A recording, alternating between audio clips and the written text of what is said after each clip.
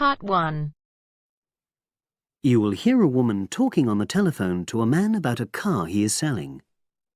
First, you have some time to look at questions 1 to 4.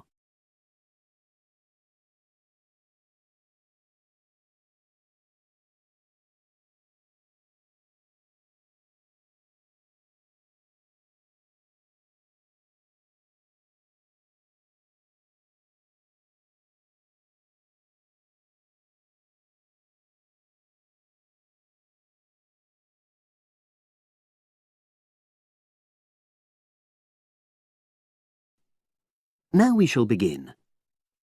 You should answer the questions as you listen, because you will not hear the recording a second time.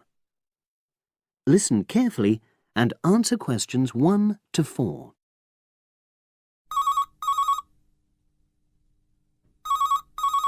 Hello, Brian Park speaking. Oh, hello. I'm calling about the advert in the paper. For the car? Yes, the Mini you've got advertised for sale. Oh, yes. I just wanted to find out a bit more information. Of course. What would you like to know? It's my brother who's interested, actually, but he's not in today, so he asked me to call you. Fine. Great, thanks. So, it's a Mini, Yep. and how old is it? Just coming up to 13 years old. And I seem to remember from the ad that it's grey. That's it. Doesn't show the dirt. Absolutely. Anyway, the colour shouldn't be a problem for Jeff. You know, the important thing is the quality. Yes, of course. And what about mileage? With it being pretty old, it's probably over 100,000? Actually, it's 40,000 less than that. 62,000 on the clock. Great! I remember now. I'm confusing it with another ad I was looking at. Right. Pleasant surprise then. Yeah. Have you been the only owner, or was there a previous one? I'm the second one. Before, it was owned by a teacher who was a very careful driver. Didn't have any accidents. Very good. And what about you? What do you tend to use it for? I haven't used it all that much, mostly for shopping. You know, the sort of thing. So not much wear and tear. I'll make a note of that. I know Jeff wanted me to check that. Right. Before you hear the rest of the conversation, you have some time to look at questions 5 to 10.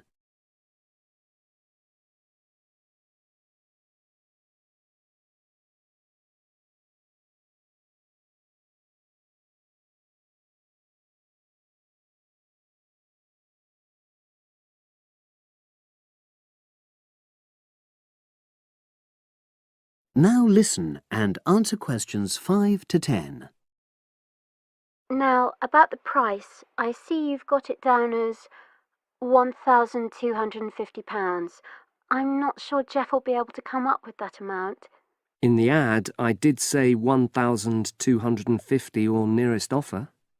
So would you be prepared to go down to 1,000? That's really too low, I'm afraid. 1,100? I might be able to go to that. OK, I'll make a note of that. What about tax? Is it due soon? Got another 5 months before it's due. Oh, that's a real plus, yes. I'll make a note of that. OK. Now, you say it's in good condition. For its age, I'd say yes, definitely. It's just been serviced and there were no major problems. Major. I'd be able to show you the service report. The only thing is, you'd have to get a new tyre in the near future. Though it's still okay, you know. It's certainly absolutely safe at the moment. OK, fair enough. Yes, I understand. And the garage also mentioned that one headlight could probably do with replacing. They think there's a fault there, you know, intermittent. Well, we'd obviously look at all the documents, but that sounds very straightforward. Of course. I've got all the service documents up to date, and you can look at those. Well, it all sounds pretty good, and I know my brother will be interested, so would it be possible for him to see the car? He's back from his trip tomorrow and away tonight, so how about tomorrow? Tomorrow? Wednesday? I'm afraid that's not possible. I'm out pretty much all day. Well, Thursday then? That'd be fine, yeah. In the morning? Yes, that'd suit me perfectly. Great. Now, you'll need my address. Oh, yes, of course. What is it? It's number 238, 238? London Road. Oh, that's easy enough. Yes, very straightforward. So I'll pass on these notes to Jeff, and he'll see you in a couple. That is the end of part 1. You now have half a minute to check your answers.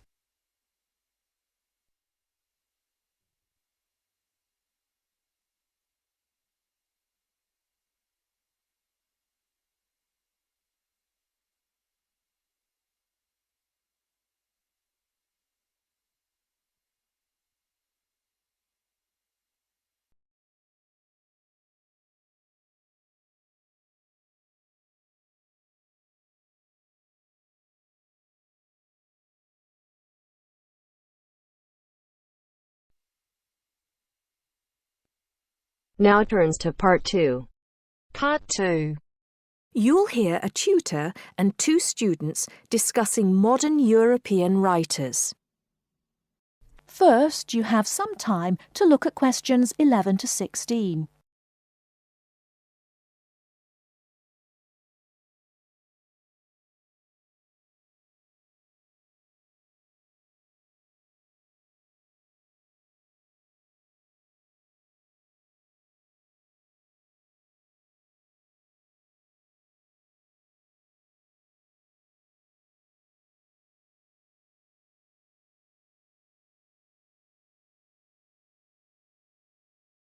Now, listen carefully and answer questions 11 to 16.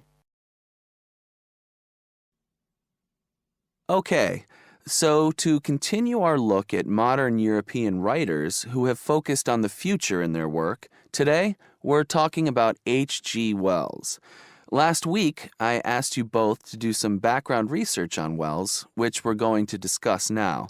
Gitanjali, tell us about H.G. Wells. Right. So, H.G. Wells was a hugely successful British science fiction writer, writing at the end of the 19th and the start of the 20th century, and much of his work focused on predicting the future. Jason, do you think Wells was just using the future as a narrative device in his fiction? No. He really believed we can predict the future. In fact, he gave a speech at the Royal Institution in London in 1902 called The Discovery of the Future. And the point he was making was that by looking at what you know about the present and about science, it's quite possible to predict the future. Indeed. Gitanjali, do you think Wells was always optimistic in his predictions? Not at all. In fact, he varied in his predictions from being extremely pessimistic about the future to being optimistic. Interestingly, one theory I read links the attitude in Wells's work to his own health. When he was writing The Time Machine, which was published in 1895, he'd just been diagnosed with an incurable fatal disease. Not surprisingly, the book is very pessimistic, being about a dystopia in the future, a long time in the future, the year 802-701 in fact, where there are 2 races on Earth, the Morlocks and the Eloi, and the Morlocks actually eat the Eloi. I thought it was interesting, though, that it was H.G. Wells who actually came up with the phrase time machine. So despite being pessimistic, the work has had a lasting effect on our culture. Right. After The Time Machine, though, H.G. Wells didn't die, of course, and his recovery might be why he began to be a bit more optimistic about the future. So that brings us to his first utopia, Anticipations. Jason, tell us about that. Well, Anticipations, or to give it its full title, Anticipations of the Reaction of the Mechanical and Scientific Progress upon Human Life and Scientific Thought, was published in 1901 and was set in the New Republic of the year 2000. Some of the things Wells predicts are fairly close to our reality today, including 24-hour news, global telecommunications, and even a European Union. We'll come back to the accuracy of Wells's predictions a little later. Gitanjali, how was Wells's work received at the time? Well, although Wells was extremely successful, not everyone respected his work or his predictions. Another well-known science fiction writer, Jules Verne, viciously attacked him for works such as The First Man in the Moon, which Verne argued weren't rooted in scientific fact at all. That's right. Now, Wells wrote a number of other utopian visions of the future. Jason? Yes, in A Modern Utopia, published in 1905, his vision was of a world where there's no private property, where everyone has access to wonderful healthcare, and interestingly, where everyone's personal information is stored on cards in a central database outside Paris. Apart from the healthcare, I'm not sure everyone today would see that as a positive view of the future. Neither am I. And, on a similar note, Wells strongly believed in population control and in The Shape of Things to Come, which was published in 1933, he sees and supports a world where the population is kept at 2 billion. Once again, I'm not sure most people today would necessarily see that as a good thing. Before you hear the rest of the talk, you have some time to look at questions 17 to 20.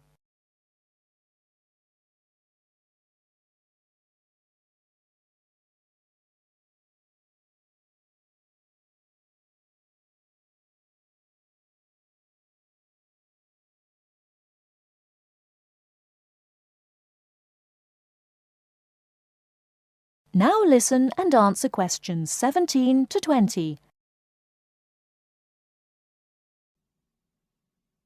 Gitanjali, in your research, did you come across anything about the world brain? Yes, I did. It's actually very interesting. Throughout the 1930s, Wells predicted and supported the setting up of a huge world encyclopedia.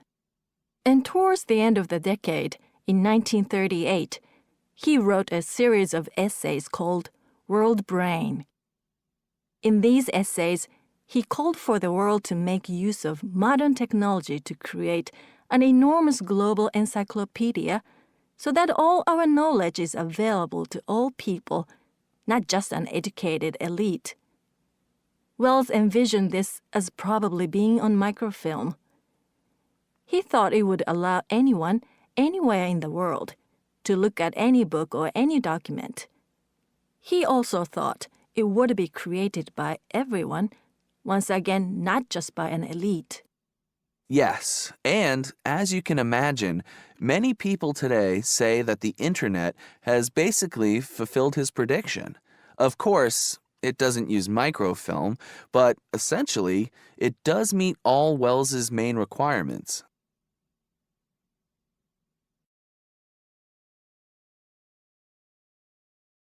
That is the end of part 2.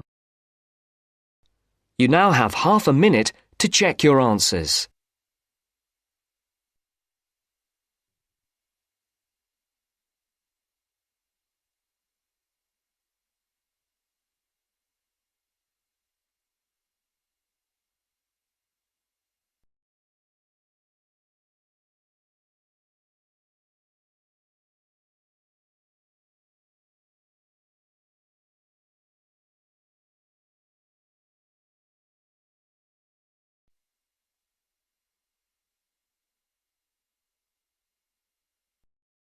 Now turns to part 3.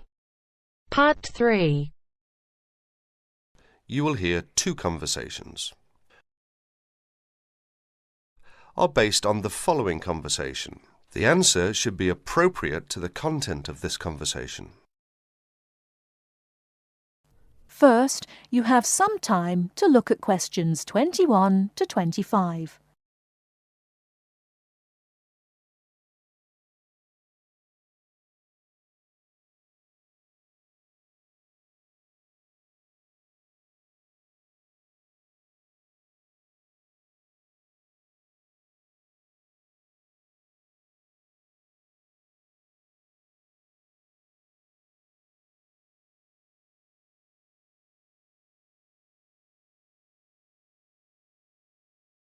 Now listen carefully and answer questions 21 to 25. Oh, hi Dave. Long time no see. Hi, Maria. I just settled down. I thought I'd drop by. Come on in, take a seat. Would you like anything to drink? I have Sprite and orange juice. Sprite would be fine. Oh, so how have you been? Oh, not bad. And you? Oh, I'm doing okay, but school has been really busy these days, and I haven't had time to relax. By the way, what's your major? Hotel management. Well, what do you want to do once you graduate? I haven't decided for sure, but I think I'd like to work for a hotel or travel agency in this area. How about you? Well, when I first started college, I wanted to major in French, but I realised I might have a hard time finding a job using the language, so I changed my major to computer science. With the right skills, landing a job in the computer industry shouldn't be too difficult. So, do you have a part-time job to support yourself through school? Well, fortunately for me, I received a 4-year academic scholarship that pays for all of my tuition and books. Wow, that's great. Yeah, how about you? Are you working your way through school? Yeah, I work 3 times a week at a restaurant near campus. Oh, what do you do there? I'm a cook. How do you like your job? It's okay. The other workers are friendly and the pay isn't bad. Before you hear the rest of the talk, you have some time to look at questions 26 to 30.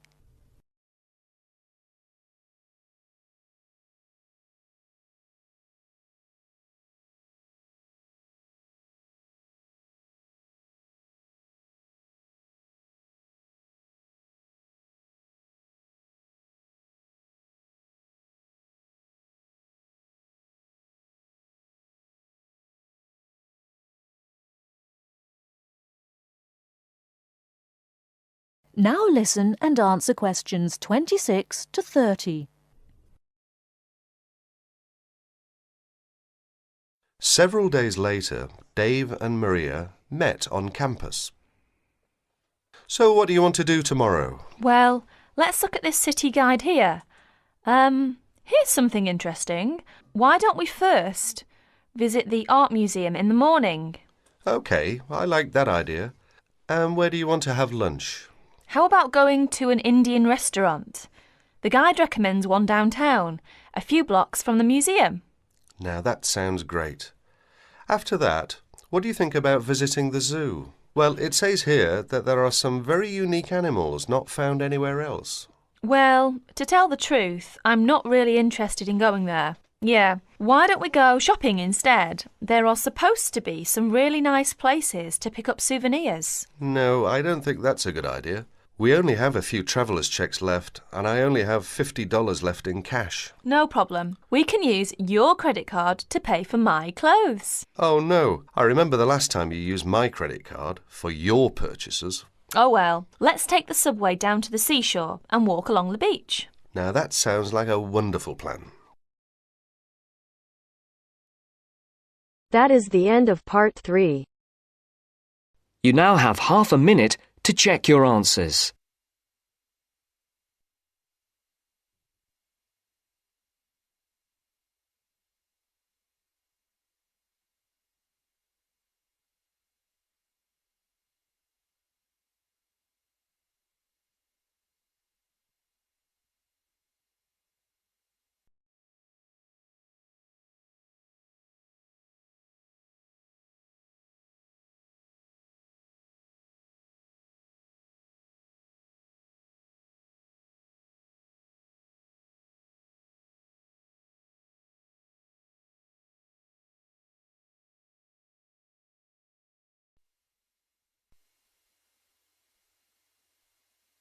Now turns to part 4.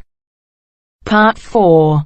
Hear an extract from a talk given by a lecturer from Management Department of a university on the topic Job Satisfaction. First, you have some time to look at questions 31 to 40.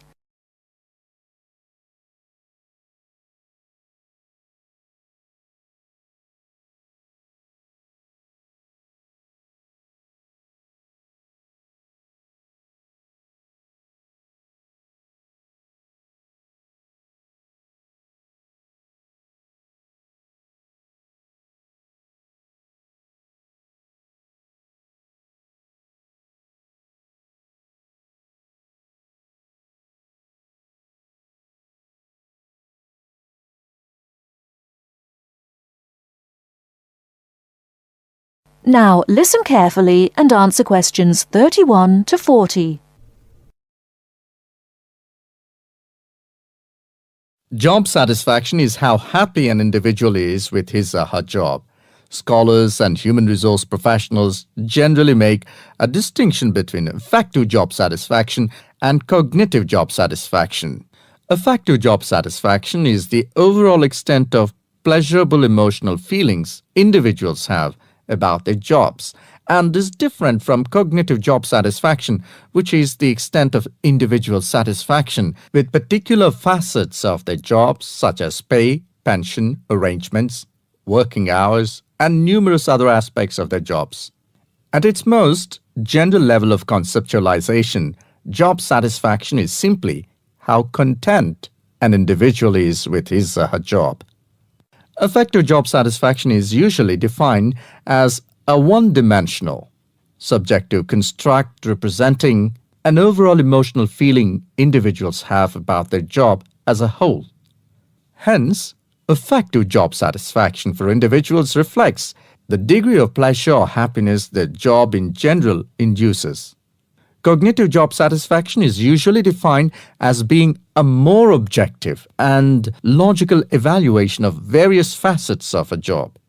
As such, cognitive job satisfaction can be one-dimensional if it comprises evaluation of just one aspect of a job, such as pay or maternity leave, or multidimensional if two or more facets of a job are simultaneously evaluated. Environmental factors. One of the most significant aspects of an individual's work in a modern organization concerns the management of communication demands that he or she encounters on the job. Demands can be characterized as a communication load. Individuals in an organization can experience communication overload and communication underload, which can affect their level of job satisfaction. Communication overload can occur when an individual receives loads of message in a short period of time, which can result in unprocessed information, or when an individual faces more complex messages that are more difficult to process. Due to this process, given an individual's style of work and motivation to complete a task, when more inputs exist than outputs, the individual perceives a condition of overload which can be positively or negatively related to job satisfaction. In comparison, communication underload can occur when messages or inputs are sent below the individual's ability to process them. According to the ideas of communication overload and underload, if an individual does not receive enough input on the job or is unsuccessful in processing these inputs, the individual is more likely to become dissatisfied, aggravated, and unhappy with their work that leads to a low level of job satisfaction. Superior subordinate communication. Superior subordinate communication is an important influence on job satisfaction in the workplace. The way in which subordinates perceive a superior's behavior can positively or negatively influence job satisfaction. Communication behavior, such as facial expression, eye contact, vocal expression, and body movement, is crucial to the superior-subordinate relationship. Nonverbal messages play a central role in interpersonal interactions with respect to impression formation, deception, attraction, social influence, and emotional bonding. Individuals who dislike and think negatively about their supervisor are less willing to communicate or have motivation to work, whereas individuals who like and think positively of their supervisor are more likely to communicate and are satisfied with their job and work environment. A supervisor who uses nonverbal immediacy, friendliness, and open communication lines is more likely to receive positive feedback and high job satisfaction from a subordinate. Strategic employee recognition. Employee recognition is not only about gifts and points. It's about changing the corporate culture in order to meet goals and initiatives, and most importantly, to connect employees to the company's core values and beliefs. Strategic employee recognition is seen as the most important program, not only to improve employee retention and motivation, but also to positively influence the financial situation. The vast majority of companies want to be innovative, coming up with new products, business models, and better ways of doing things. However, innovation is not so easy to achieve. A CEO cannot just order it and so it will be achieved. You have to carefully manage an organization so that over time innovations will emerge. Individual factors. Mood and emotions form the affective element of job satisfaction. Moods tend to be long-lasting, but often weaker states of uncertain origins, while emotions are often more intense, short-lived, and have a clear object or cause. Positive and negative emotions were also found to be significantly related to overall job satisfaction. It was found that suppression of unpleasant emotions decreases job satisfaction, and the amplification of pleasant emotions increases job satisfaction. There are two personality factors related to job satisfaction: alienation and locus of control. Employees who have an internal locus of control and feel less alienated are more likely to experience job satisfaction, job involvement, and organizational commitment. The characteristics like high self-esteem, self-efficacy, and low neuroticism are also related to job satisfaction.